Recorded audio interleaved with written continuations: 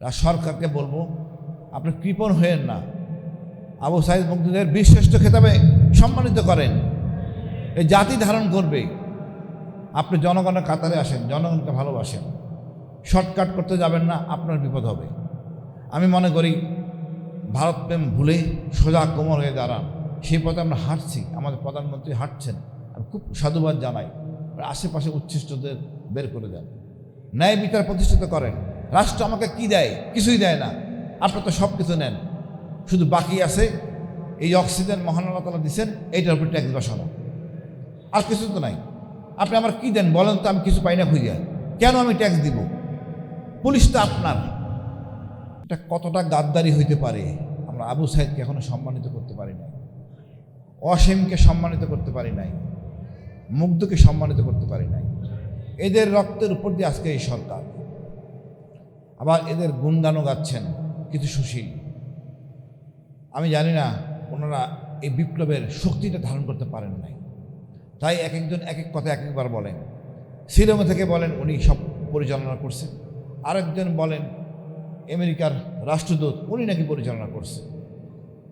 আমি নিজ চোখে দেখছি এটা সব ছাত্রদের, আর মূল পরিকল্পনাকারী ছিলেন মহান আল্লাহ তাআলা।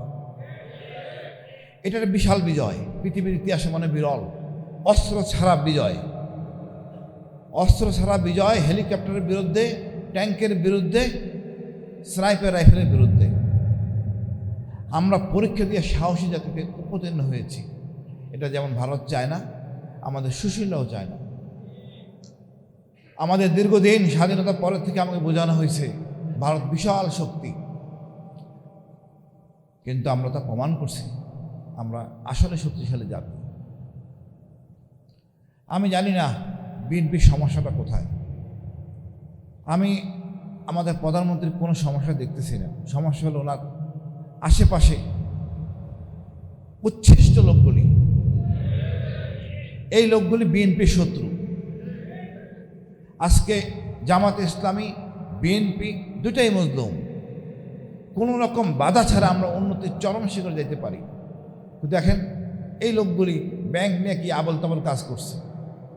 এরা ছিল ঋণ খেলাপি, বানাইছে ঋণগ্রস্ত, মানে জাকাতের টাকা তারা দেন। ঋণগ্রস্তকে তো জাকাতের টাকা দেওয়ার একটা ফয়সালা আছে, সেটা এইটাও খাবে। লজ্জা লাগে না? কার টাকা খাচ্ছে? সাধারণ জনগণের টাকা।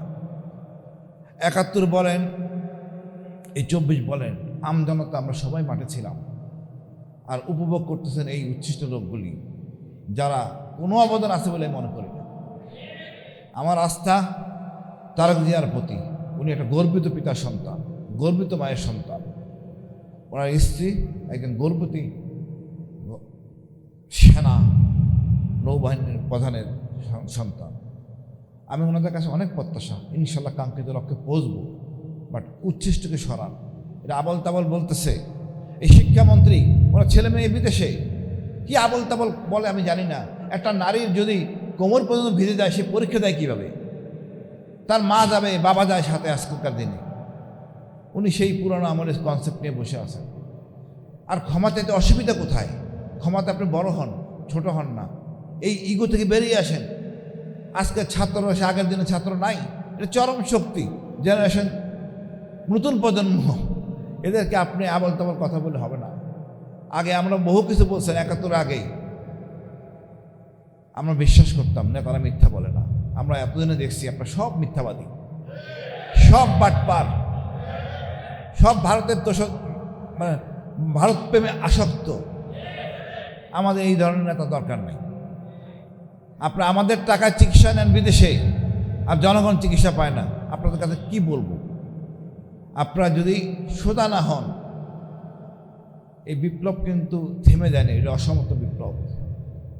আওয়ামী লীগের অনেক শক্তি ছিল, সকল বাহিনী তার বাপের সম্পত্তি ছিল, কিন্তু আপনি কিন্তু সেটা করতে পারবেন না।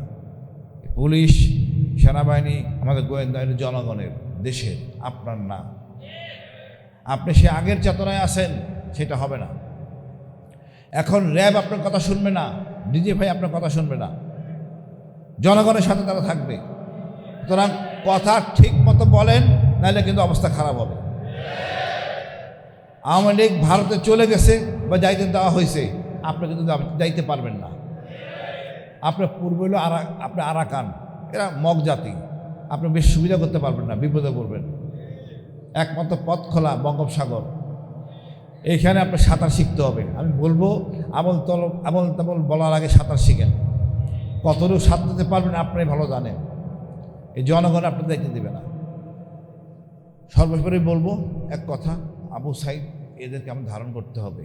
এরা আমাদের গর্বের, এরা আমাদের এমন একটা দর্শন দিছে, এটা নিয়ে আমাদের রিসার্চ করার অনেক সময় আছে।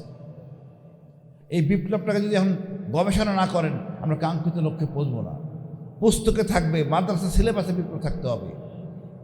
আর সরকারকে বলবো, আপনি কৃপণ হয়েন না, আবু সাইদ মুক্তিযুদ্ধের বীরশ্রেষ্ঠ খেতাবে সম্মানিত করেন। এই জাতি ধারণ করবে। আপনি জনগণের কাতারে আসেন, জনগণকে ভালোবাসেন, শর্টকাট করতে যাবেন না, আপনার বিপদ হবে। আমি মনে করি ভারতপ্রেম ভুলে সোজা কোমর হয়ে দাঁড়ান, সেই পথে আমরা হাঁটছি, আমাদের প্রধানমন্ত্রী হাঁটছেন। আমি খুব সাধুবাদ জানাই। আশেপাশে উচ্ছিষ্টদের বের করে দেন, ন্যায় বিচার প্রতিষ্ঠিত করেন।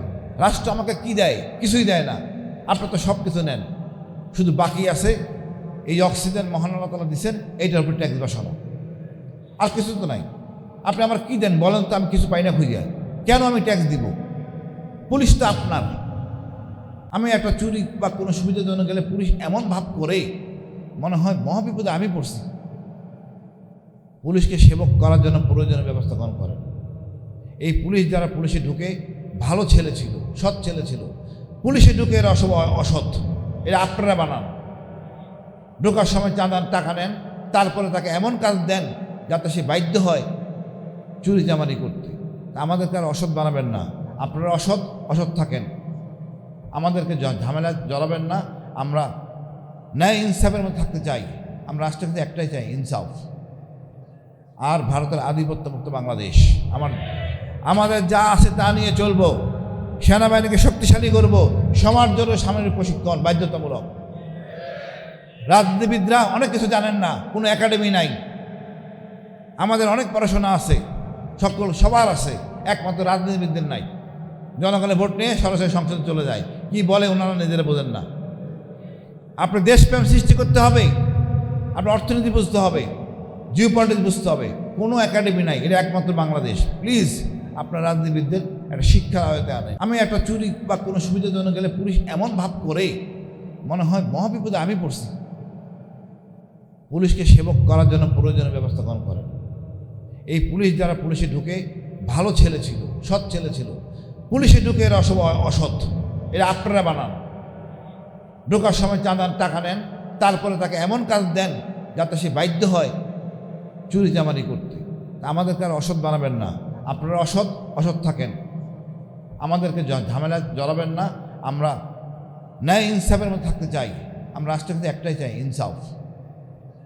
আর ভারতের আধিপত্যমুক্ত বাংলাদেশ। আমাদের যা আছে তা নিয়ে চলবো। সেনাবাহিনীকে শক্তিশালী করব, সমাজ জন্য সামরিক প্রশিক্ষণ বাধ্যতামূলক। রাজনীতিবিদরা অনেক কিছু জানেন না, কোনো একাডেমি নাই। আমাদের অনেক পড়াশোনা আছে, সবার আছে, একমাত্র রাজনীতিবিদদের নাই। জনগণের ভোট নিয়ে সরাসরি সংসদে চলে যায়, কি বলে ওনারা নিজেরা বোঝেন না। আপনার দেশপ্রেম সৃষ্টি করতে হবে, আপনার অর্থনীতি বুঝতে হবে, জিও পলিটিক্স বুঝতে হবে। কোনো একাডেমি নাই, এটা একমাত্র বাংলাদেশ। প্লিজ আপনার রাজনীতিবিদদের একটা শিক্ষার আয়তে আনে।